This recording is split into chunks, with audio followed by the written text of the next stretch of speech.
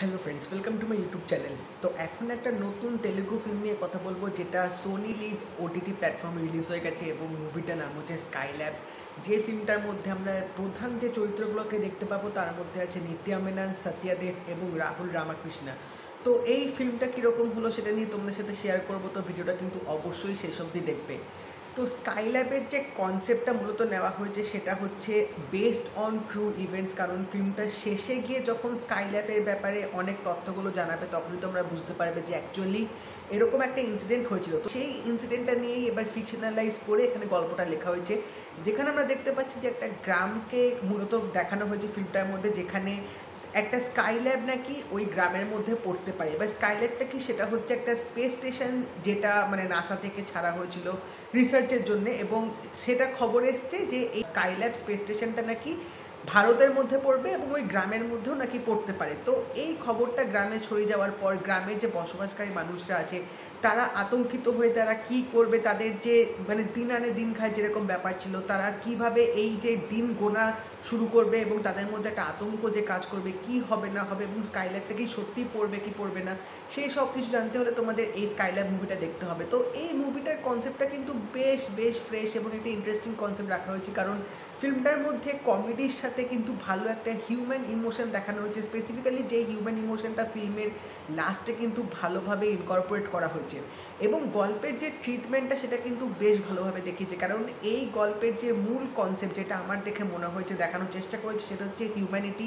কারণ মানুষ যখন বিপদে পড়ে তখন কাস্ট, রেস, রিলিজিয়ান এসব কিন্তু কেউ ধার ধারে না, তখন একে অপরকে সাহায্য করার জন্য কিন্তু সবাই ছুটে আসে এবং সবাই কিন্তু একে অপরকে হেল্প করার জন্য উঠে পড়ে লাগে। সেই হিউম্যানিটি জিনিসটা কিন্তু এই ফিল্মটার মধ্যে ভালোভাবে দেখিয়েছে। তো ফিল্মের কনসেপ্টটা কিন্তু আমার মোটামুটি ভালো লেগেছে, কারণ ফিল্মের রান টাইম অনুযায়ী স্ক্রিন প্লেটা বেশ ভালো ছিল। তবে আমার মনে হয় সেকেন্ড হাফে স্ক্রিন প্লেটা বেশি ইন্টারেস্টিং লেগেছে, কারণ তখনই গল্পের যখন মূল প্লটটা আসবে, যখন গ্রামবাসীরা আলটিমেটলি জানতে পারবে যে স্কাইল্যাবটা তাদের গ্রামের মধ্যে পড়ছে, তখন থেকে কিন্তু গল্পটা বেশ আরও ইন্টারেস্টিং হয়ে যাবে।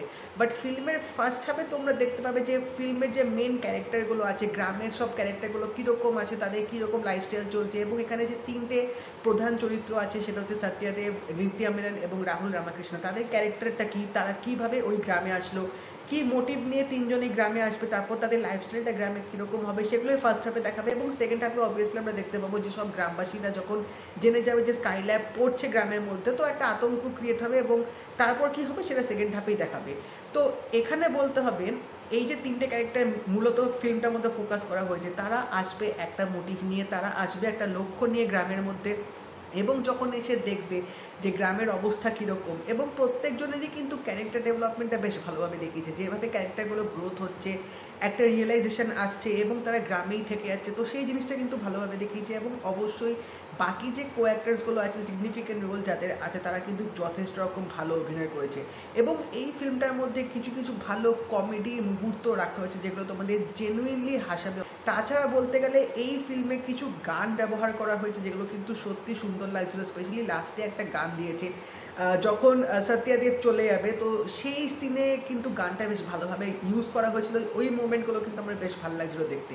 বাট ওভারঅল এখানে বলতে গেলে তোমরা যদি আরও বেশি কিছু এক্সপেক্ট করো, মানে কিছু থ্রিল যদি এক্সপেক্ট করো, তাহলে বলতে হবে এই ফিল্মটার মধ্যে সেরকম কিছু নেই। জাস্ট একটা মানে হিউম্যানিটি দেখাচ্ছে, মানুষের মনুষ্যত্ব মানে কতটা ঠিক হয়ে যায় বা কতটা তারা বুঝতে পারে একে অপরের প্রতি, এবং একটা গ্রামের কীরকম সিচুয়েশন হয় যখন তারা আতঙ্ক হয়ে যায়, একটা গ্রামের যে প্রত্যেকটা মানুষের কীরকম জীবনযাপন থাকে, ওই ছোটোখাটো জিনিসগুলো কিন্তু এখানে ভালোভাবে দেখিয়েছে ফিল্ম মেকার, যেটার জন্য কিন্তু এই ফিল্মের একটা যে রিয়েল এসেন্স, একটা রিয়েল ভাইব, সেটা কিন্তু তোমরা বেশ ভালো মতো পাবে। এখানে যে মরাল মেসেজটা দেওয়ার চেষ্টা হচ্ছে, অবভিয়াসলি সেটা অ্যাজ ইউজুয়াল যেটা বললাম, হিউম্যানিটি ইজ অ্যাবাভ অল, এই কনসেপ্টটা কিন্তু বেশ বেশ ভালোভাবে দেখিয়েছে। স্পেশালি ফিল্মের একদম ক্লাইম্যাক্সে গিয়ে এই জিনিসটাকে বেশিভাবে ফোকাস করেছে, এবং তখনই আমার মনে হয় ফিল্মের যে মূল মানে প্লটটা ছিল সেটা বেশ সার্থকতা পেয়েছে। কোথাও কোথাও আমার একটু মানে ল্যাগ লাগছিল, কোথাও একটু স্ক্রিন প্লেটা মনে হচ্ছে বেশি টান ছিল, এরকম আমার মনে হয়েছে। তোমরা যদি একটু ইউনিক কনসেপ্ট দেখতে পছন্দ করো তাহলে তোমরা এটা দেখতেই পারো। এটুকু বলবো, বেশি এক্সপেকটেশনস না নিয়ে বসাটা